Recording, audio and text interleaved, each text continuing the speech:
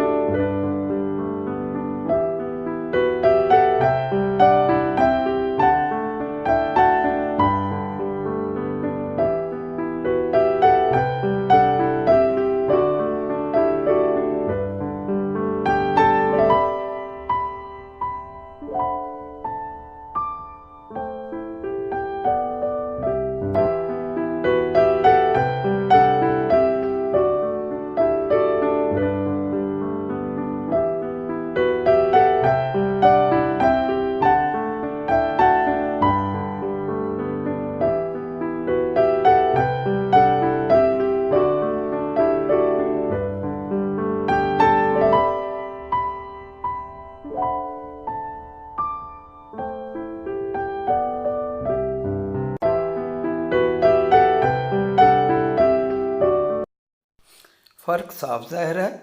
मैंने 5 मिनट लगाया है। आपने मसाज के बाद कम से कम आधे घंटे का टाइम देना है। आधा घंटे के बाद आप अपने चेहरे को गर्म पानी से धोकर अच्छी तरह साफ़ कर लें। शुक्रिया।